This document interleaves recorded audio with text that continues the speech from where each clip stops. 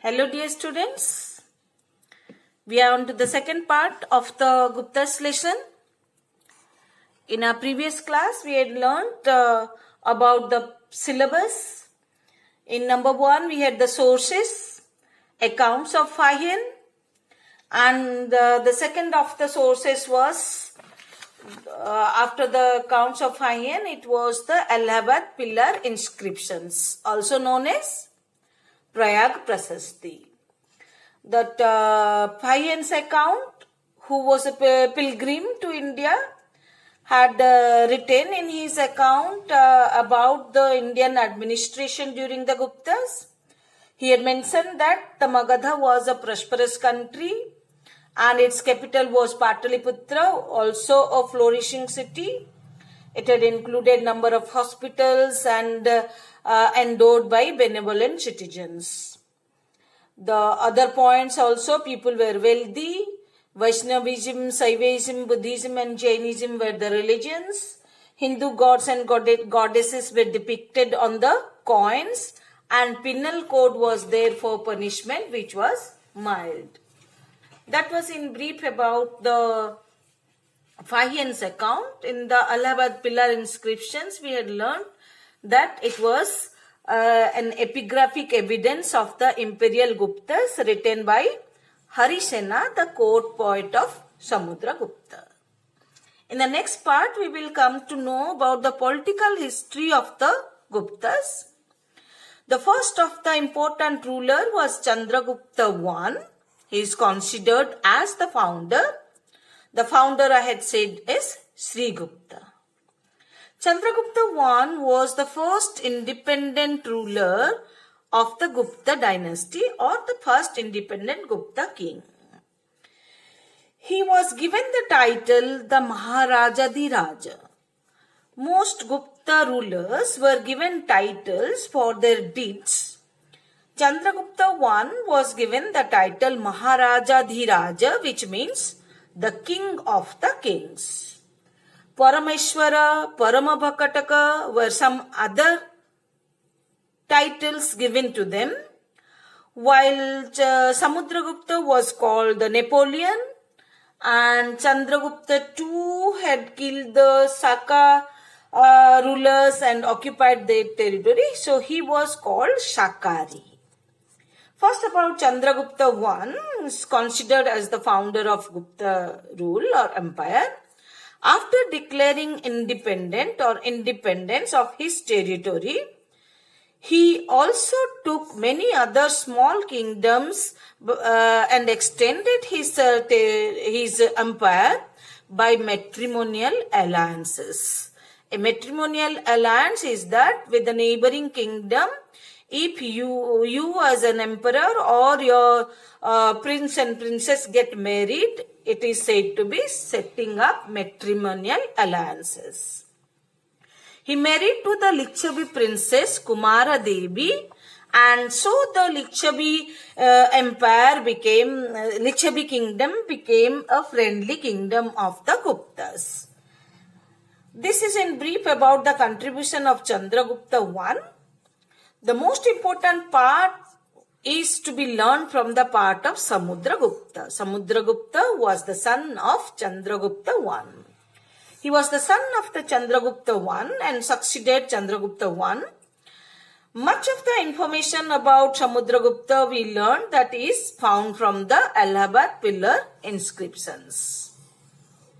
The Allahabad pillar inscriptions were the writings or that has been written by Harisena, the court poet, and there were workers who wrote on the pillar. His empire expanded or extended from the east, starting from the Brahmaputra region, till that of river Yamuna and Chambal in the west, from the Himalayas in the north to river Narmada in the south. Because of his bravery and generalship, he is known as the Napoleon of India.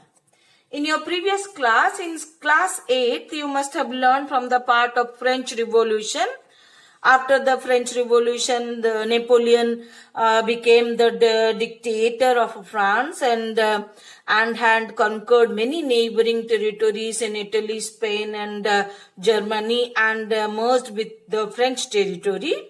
Because of his generalship, he from the army rose up to be the consul, the highest administrator of the country, and thus because Napoleon had conquered many territories, so Samudragupta also had conquered. He is compared or given the title as Napoleon of India.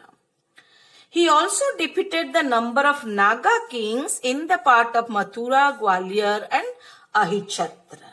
He extended his territory from east to west, that is from Brahmaputra to Yamuna and Chambal, north to south, that is from Himalaya to Narmada in the south, and also conquered many territories beyond the part of Magadha that comes under the Mathura, Gwalior and Ahichatra, whose rulers were Naga kings. He covered more than 3,000 miles to go to the Deccan region. For his Deccan campaign, he covered almost 3,000 miles of dense forest and reached there. He conquered by defeating 12 of the kings there in the Deccan.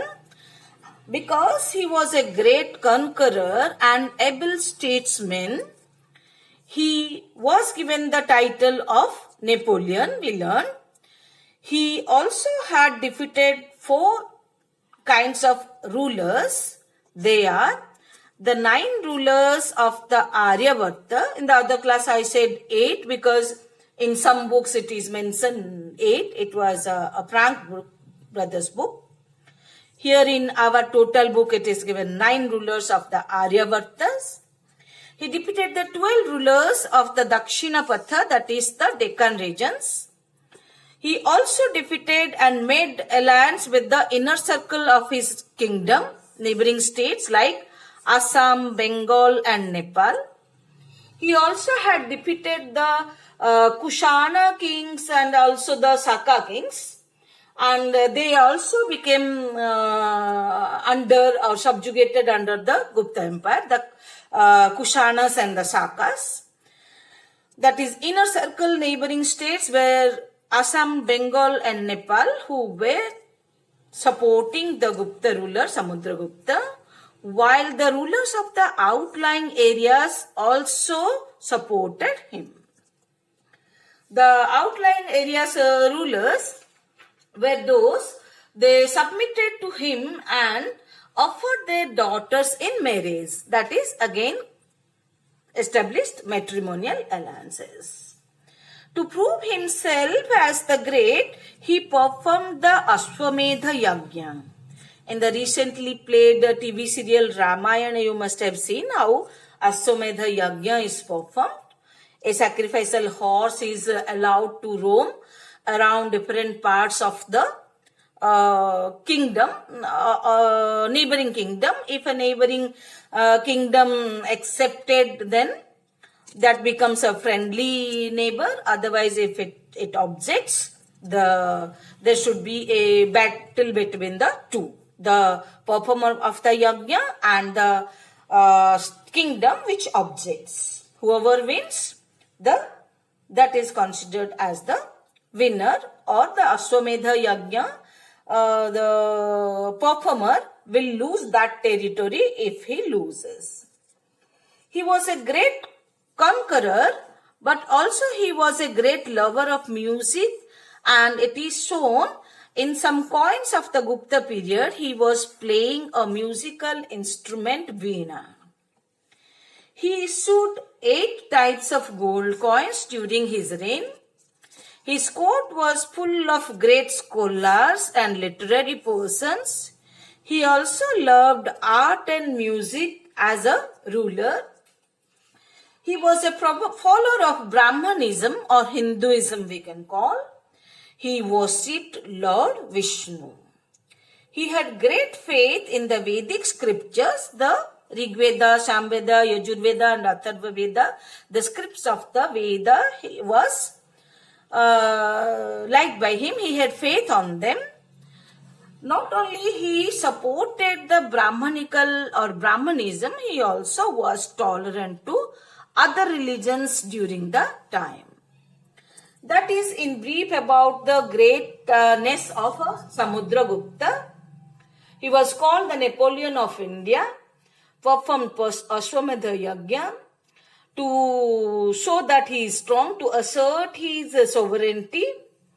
It was generally believed that Samudragupta conquered so many territories but exercised direct administrative control over the northern India only. The kings of the Deccan or the Dakshinapatha kings and the south merely paid him taxes or tributes. He did not go to interfere into their administration. The Deccan rulers ruled themselves but paid tribute by paying the taxes. This is in brief about the part of Samudragupta. In the next class, we will learn about the Chandragupta II, the next ruler, and his political history. Then comes the administration. Till then, keep learning. Stay home, stay happy, stay safe. Bye-bye.